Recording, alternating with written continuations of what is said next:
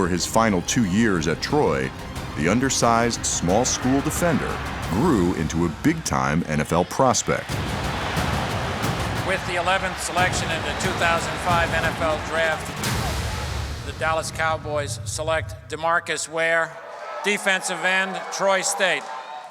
Sit. It was like getting a real good pupil. 94. 94.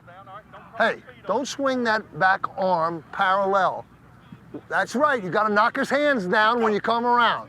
He looked pretty impressive right away. We're playing a game in Seattle in the preseason, and he made a couple of really outstanding plays in that game. DeMarcus Ware tonight has a sack, a forced fumble, a fumble recovery, and an interception. He is something special. He's making plays all over. And I say, you know what? We got the right thing here, and it was onward and upward from there. He had really everything that you want. Sacked from behind by DeMarcus Ware, the good-looking rookie. They're calling the next LT in Dallas. The rookie has played brilliantly. The only first-round pick ever from Troy traveled a long road to reach the NFL. DeMarcus Ware is gone. Yet for DeMarcus Ware, more difficult challenges lay ahead.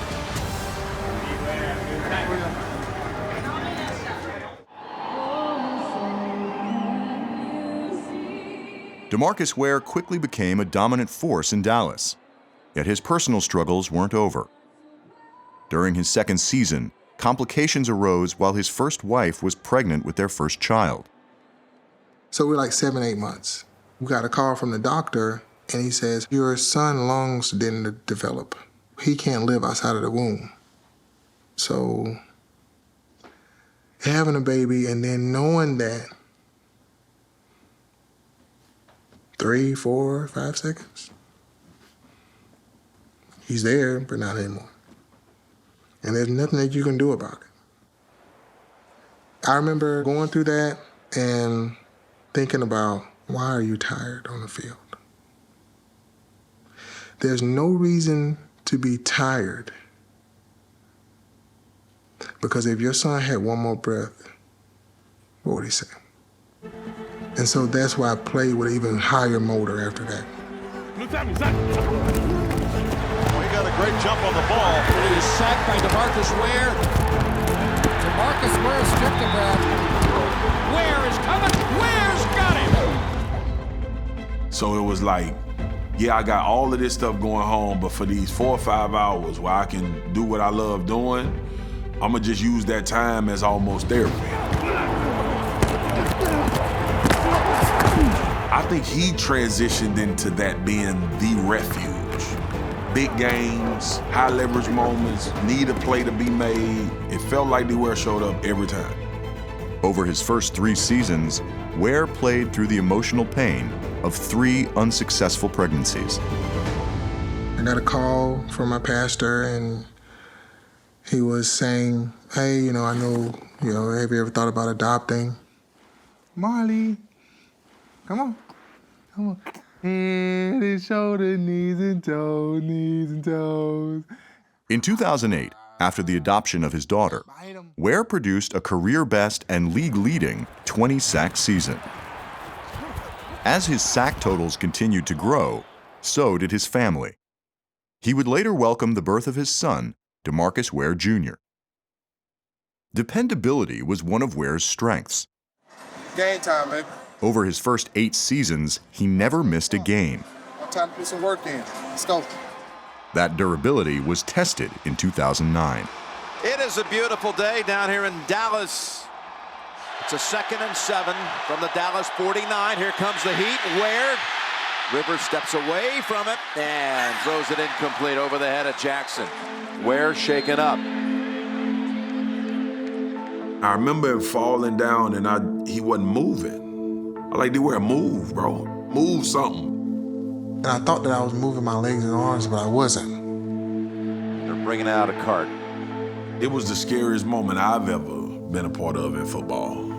I was terrified. Marcus Spears being a good teammate. And I was like strapped in. And I'm like, what's going on? Something is not right. Ware avoided serious injury, but it seemed unlikely he would play 6 days later. So I took it easy all week. I said, I'm just going to go to the game, get a team some morale, because I think at the time the Saints were 13-0. I walked into the locker room and I looked at Marcus Spears. And Ware started putting on his warm-up clothes. My whole reaction was like, I am not letting Ware play, me, personally. Like, I went and told. I told Wade, I said, Wade, Ware getting dressed. He can't play. You leave it to the doctors, obviously. We got the feedback from them. You knew DeMarcus wanted to play, no matter what. The Cowboys got good news. DeMarcus Ware, who suffered a muscle injury to his neck, will play tonight. What in the world of the Marvel series is going on out here right now, dude? 2nd and 13. Breeze back out of the gun. Stops, looks. Ware hit him and he fumbled the ball. He getting faster as the game going. It's like he getting stronger as the game going. Ware's job was to hunt. Okay, kids, deep breath. 12 seconds. That's hit! Fumbled the ball! The Cowboys recover! The Cowboys are going to beat the Saints, and it was DeMarcus Ware who knocked it out. And boom, I just won the game. They told me I need to go and win the game. And we all look at each other on the sidelines like, can you believe that? I mean, that was 6 days ago. You know, we all happy and celebrating, and it's like a miracle. And Ware like, that's what I do. That's what I do. He's Superman, a humble individual, but also a dog. The mentality. How are you thinking out there on the field? Are you actually opening up your mind and saying, I know what I'm supposed to do. Now I see everything. That's when I started playing like really good. Yeah, that's what you were saying in there. We get DeMarcus Ware every time we can, when we've got especially our young players. And if we're in mini camps or if we're in early part of our year, then those are ideal times for him. There we go, Micah. You talking about the epitome of like edge rushers and just being a dominant force. Great to meet him and just learn from him. Like when he speaks, you're locked in. Like I think everyone's so eager. You're talking about a Hall of Fame guy. If I could sustain his years of success, that's kind of like what I'm trying to achieve. The fact that he comes in and helps, I think that's what it's all about, mentorship. DeMarcus Ware has long understood the value in helping others gain a competitive edge. They would see me going to another place after we worked out, and they would call me G to say, G, where you going to? One thing that Greg told me is said, hey, you need to learn hand-to-hand combat. Everything was how to defend yourself against an attack. And he said, you get attacked every single play. You know what I do? The offensive lineman punching me, stabbing me in the chest, hitting me in the face. He said, why don't you learn how to block it on the move? Go ahead, go. You would see him working them drills in practice. It did everything for him in the pass rush. Understanding where to grab a dude's wrist at to get his hand off you. He started to set up offensive linemen. You see him doing the fakes. As somebody who studies pass rush, it was marvelous to watch. He has developed quite a repertoire of moves within his game. Players like him, you see that they have a plan, and you can see, oh, okay, so he's trying to get the offensive lineman to do this. He had this move, that's called the stab and reach or stab and rip or whatever it was. The stab technique, stab and swipe. He could control people with one arm. His arms were astronomically long. And his hands feel like stones. You would see him rock people, but you thought it was coming from the speed, right? Like, he just got him so off balance that you could take a feather in, but man, some of that was just sheer power. We played against like huge human beings. Ware just gets his hands on him. DeMarcus Ware, great pass rusher. You gotta have an unbreakable will of tenacity that only God can give you. And that comes from right here. Ware produced 7 consecutive seasons with 11 sacks or more.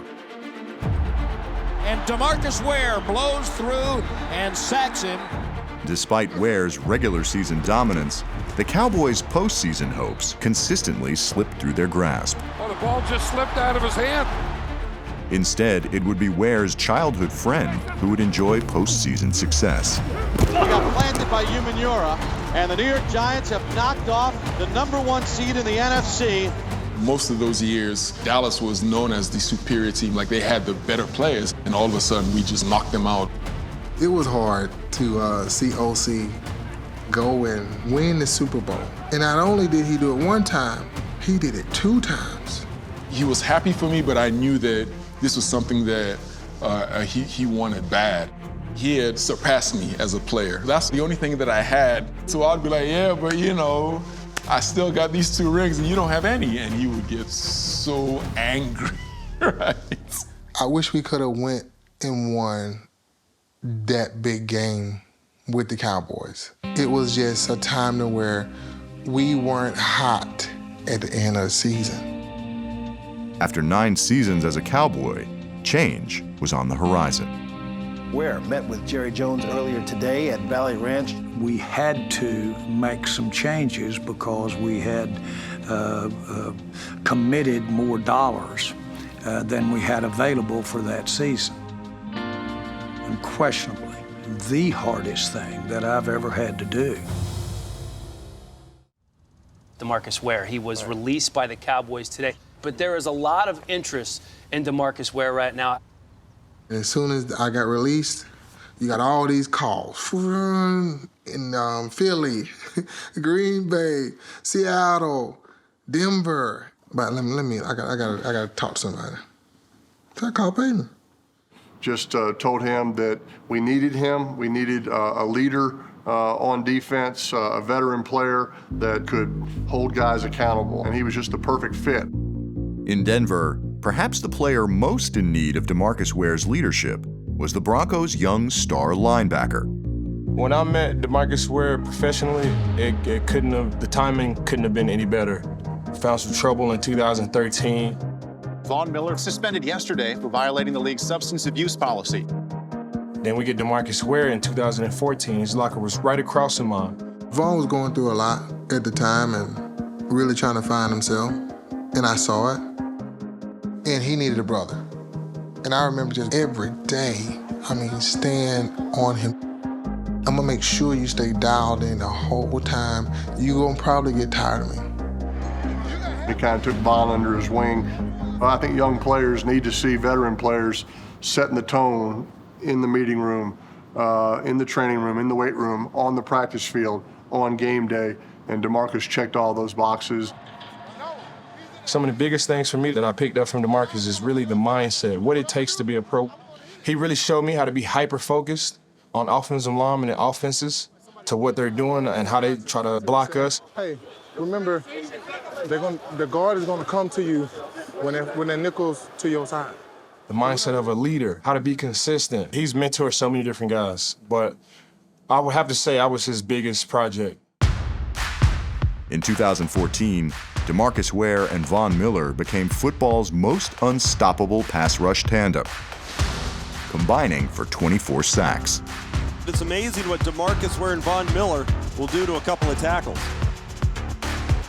Ware's career was reborn. Now you're starting to see that quickness that made him one of the all-time great pass rushers. In 2015, he was named to his 9th Pro Bowl and was the leader of the NFL's top-ranked defense, one that peaked in the postseason. 4th and 5 at their own 43. This is the game. Denver rushes 5 again. Roethlisberger deep drop, pumps, and he pulls away, and he's going to be stopped! DeMarcus Ware and Von Miller. And this one is over. They advance to the AFC Championship game. DeMarcus, the furthest you've been in the playoffs, what does that mean to you? This right here is a chapter in the book that I hadn't been at, but now it's still writing that book and getting ready for next week. In the team meeting the night before the AFC Championship, Ware made sure the Broncos kept their eyes on one goal: He calculated this whole speech, and he had us close our eyes, and he had us imagine, winning the Super Bowl, what that would feel like. Everything that it took to get to this moment. The only thing that's standing, I'm getting goosebumps talking about it, but the only thing that's standing in front of us is 60 minutes tomorrow at our place. DeMarcus didn't speak a lot, but when he spoke to the team, he had something meaningful to say. He told us to open our eyes, and when y'all opened our eyes, he had an old Denver Broncos Super Bowl trophy. That's the iron we molded right there.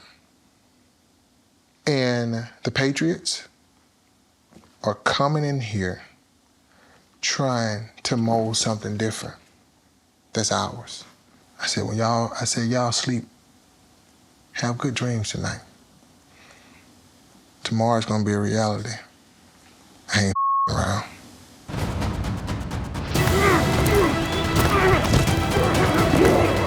Brady has been battered by this Bronco defense. Von Miller and DeMarcus Ware, both of them got there about the same time. There go your two Pro Bowl pass rushers. I mean, I think we hit Brady 24 times in the game. So, I mean, it was a phenomenal day. And they're one stop away from heading to Super Bowl 50. Let's go now. Let's go now, man. Let's go. Let's go. 20-18 Denver with 12 seconds to go. And now it comes down to the two-point conversion. Snap to Brady. All out pressure. Brady rolling to his right. Brady throws. Pass deflected and intercepted. Two-point conversion is no good. Brady was flushed to his right. He had to unload it because Ware was all over him. And it's over. The Broncos are going to Super Bowl 50. We're going to the Super Bowl. And I remember the confetti's going, hats flying, T-shirts getting put on, and I didn't know how to act. I've been waiting for 11 years for this. Come on, man. Love you, man. One more, man. Great job last night. It's that time now. It's that time, baby. Let's go get it, boy. Let's go get it, baby. Boy. Let's go get it, man. There is no way that we were going out there and we're going to lose that game. I wanted it so bad for DeMarcus. That was the only thing that he ever needed was to get a Super Bowl. And I think that was a huge factor in me being able to go out there and play the way I played. Newton in the pocket. He's hit and sacked inside the 5. The ball is free. Touchdown, Denver. Von Miller with the sack. They rush 4. Ball's knocked out of his hands. Von Miller again. That's my claim to fame, Super Bowl 50 MVP, but I was one play away from not getting it because DeMarcus Ware had such a huge game as well. One of the biggest plays in the game, it was actually the last play of the half, and they were almost in field goal range. 11 seconds left. From the Bronco 45, Newton in the gun. He is devoured by DeMarcus Ware. Now, I've been in a lot of games, but going into the dressing room, you couldn't have been at a higher high than we were because DeMarcus made the play, kept them out of the field goal range. That just rubber stamped it, I guess, that, hey, they can't beat us. He had spent a career chasing a championship. DeMarcus Ware, everybody's chasing him. After more than a decade, DeMarcus Ware finally had captured football's ultimate prize. And he's going to be sacked. DeMarcus Ware's got him, and down he goes. I just remember being grateful that he chose Denver to come and play with us. He was a big part of us winning that championship. It all goes back to 2014 and the Denver Broncos signing DeMarcus Ware. I love you, bro. Von Miller is the MVP. My life was forever changed at that moment. We wouldn't have won the Super Bowl without DeMarcus coming to the Denver Broncos. Hey, bro, I'm so happy for you, bro. I'm so happy for you, bro. You deserve it, man. You deserve it, bro. Just like,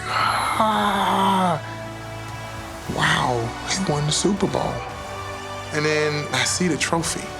And I said, this right here is what I work for. And that's when it hit me. Like, man. Ware, the future Hall of Famer, getting to taste something very sweet late in his career.